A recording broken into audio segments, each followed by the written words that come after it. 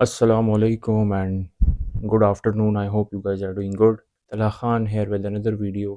उम्मीद करता हूँ आप सब ठीक होंगे, मैं भी ठीक हूँ अल्हम्दुलिल्लाह. So finally I am back और today video it is going to be a very important video क्योंकि मुझे लगता है कि ये मेरी YouTube की सबसे पहले वीडियो है रिगार्डिंग रिलेशनशिप टॉपिक.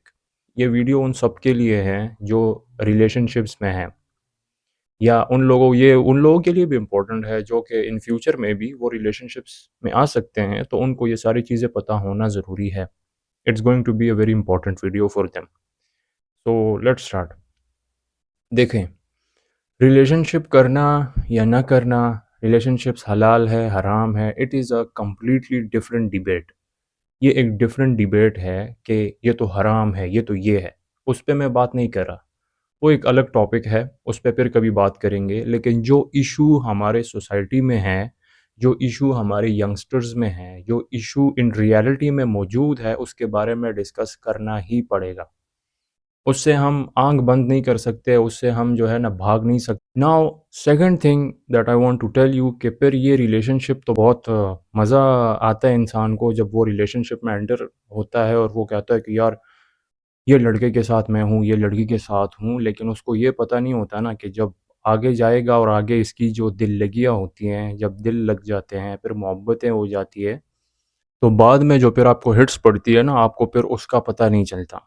आपको फिर समझ में नहीं आता कि अब मैं करूँ तो करूँ क्या? क्योंकि वहाँ पे तो आपने अपने दिल लगाए हैं, वहाँ पे तो आपने प्रॉमिसेस किए हैं, वहाँ पर तो आपने जो है ना अटैचमेंट्स किए हैं, फिर आपको समझ में नहीं आता. तो ये वीडियो बनाने का मकसद ये है कि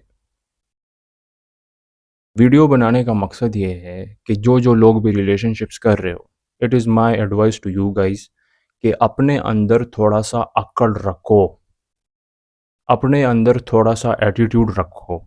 एटीट्यूड का मतलब ये है, ओवर एटीट्यूड नहीं होना चाहिए लेकिन एटीट्यूड होना चाहिए.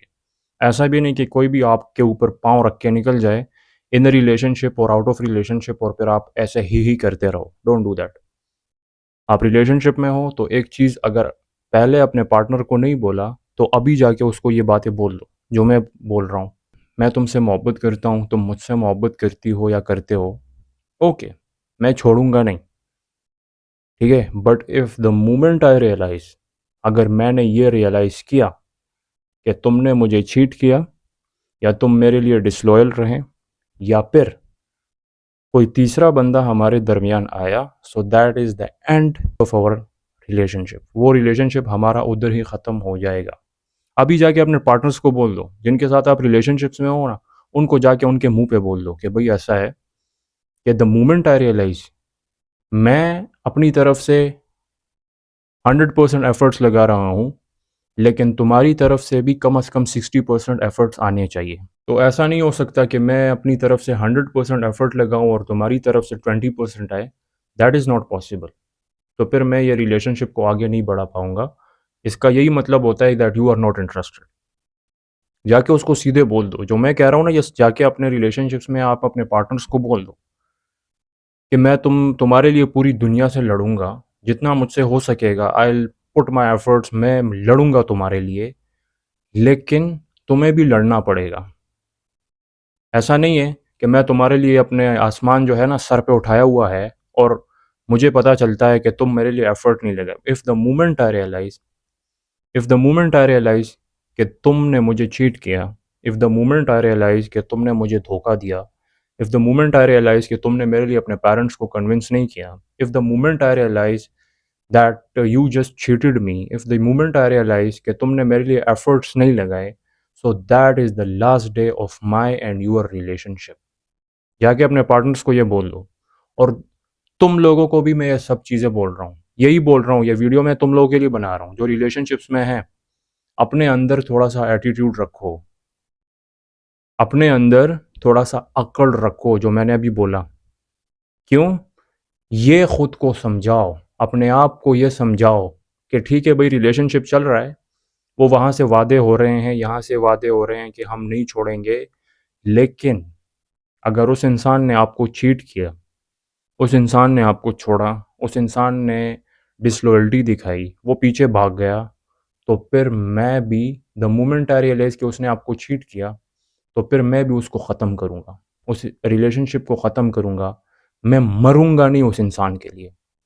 खुद को बोल दो ये बातें, ये जो मैं सब चीज़ें बोल रहा हूँ ना, ये जो मैं सारी चीज़ें बोल रहा हूँ ना, it will definitely help you out. तो मैं सिर्फ यही बोल रहा हूँ कि खुद को बोलो भाई, बिकॉज ऑफ कोर्स आप एक गैरतमंद इंसान हो, तो आप कभी भी अपनी इज्जत पे कॉम्प्रोमाइज़ नहीं कर सकते। आपकी सेल्फ रिस्पेक्ट से इम्पोर्टेंट आपका रिलेशनशिप नहीं है, ये खुद को समझाओ।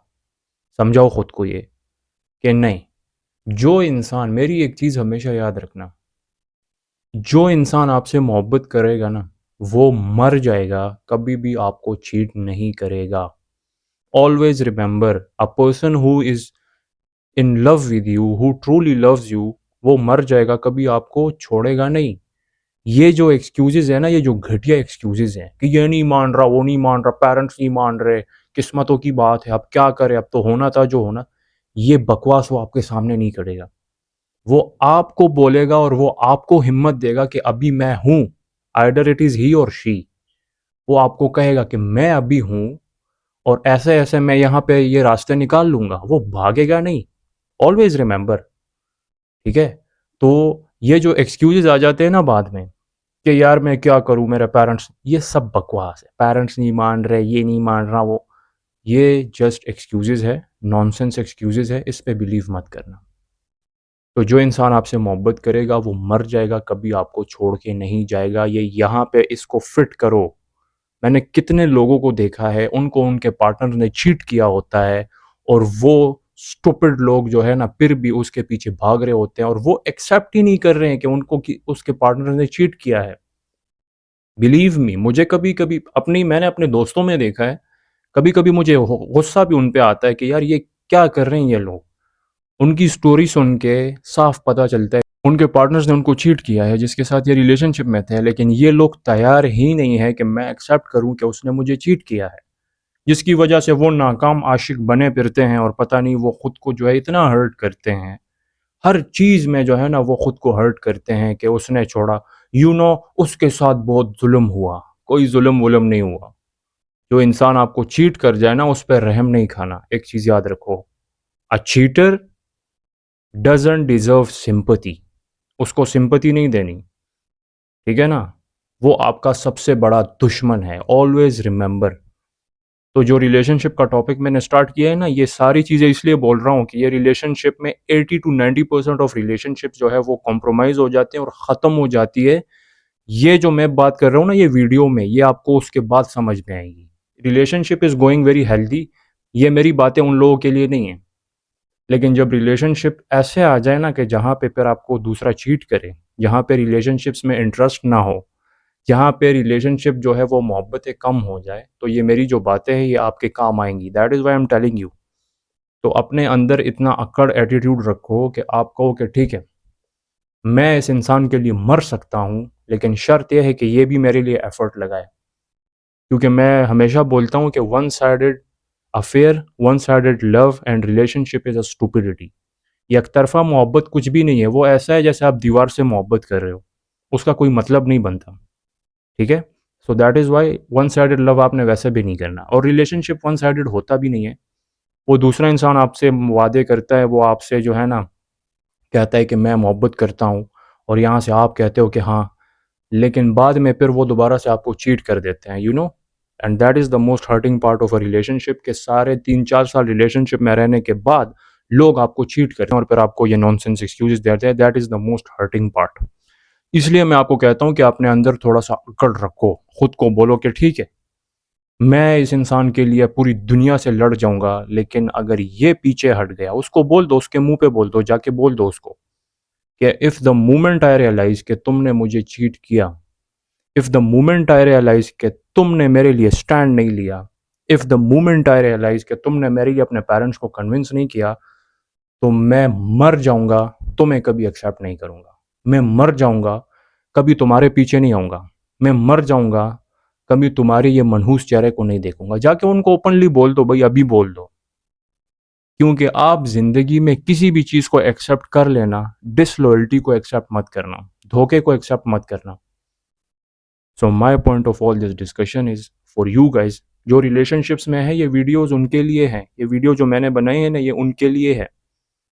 आप रिलेशनशिप में हो दैट इज़ ओके, लेकिन रिलेशनशिप में आपके पार्टनर को ये सारी चीज़ें पता होनी चाहिए और आपको ये चीज़ें पता होनी चाहिए जो मैंने अभी बोला है कि if you are putting efforts, ठीक है भाई, एफर्ट्स लगाने चाहिए, but effort should not be one sided. इस टॉपिक पे मैं और भी वीडियोस बनाऊंगा, इस पे मैं और भी डिस्कशन करूंगा। This was just my first video. So my point of all this discussion is relationships में रिस्पेक्ट एंड लॉयल्टी मैटर करती है। और वो रिलेशन, मैं उस रिलेशनशिप को रिलेशनशिप ही नहीं समझता जिसमें वन साइडेड एफर्ट्स हो, जिसमें अगला आपको छोड़ के दफ़ा हो जाए आपकी ज़िंदगी से, जिसमें अगला आपको ये नॉनसेंस एक्सक्यूजेस देना शुरू करे, जिसमें अगला जो है अपने पेरेंट्स को आपके लिए कन्विंस ना करें, जो आपको बस सिर्फ ये ब्लेम गेम आपके साथ खेल रहा है कि भाई मैं तो ये हूँ, मैं तो वो हूँ, मुझसे तो ये नहीं होती, मुझसे तो से वो नहीं होता। ठीक है, so my only point of all this discussion was just to make you aware कि आपने रिलेशनशिप में क्या करना है और क्या नहीं करना। इस टॉपिक पे मैं और भी वीडियोस बनाऊंगा, इंशाल्लाह इन फ्यूचर बनाऊंगा। This was just my first video. So उम्मीद करता हूँ आपको मेरी बातें समझ में आ गई होगी। मे बी ये वीडियो थोड़ी सी लंबी हो गई है, बट सारी चीज़ें कवर करना इम्पोर्टेंट है क्योंकि फिर बातें रह जाती है। तो अगर आपको कोई चीज़ समझ में नहीं आई हो then please let me know in the comment section. I hope you guys understand. और मिलता हूँ आपसे नेक्स्ट वीडियो के लिए, तब तक के लिए अल्लाह हाफिज़ एंड टेक केयर।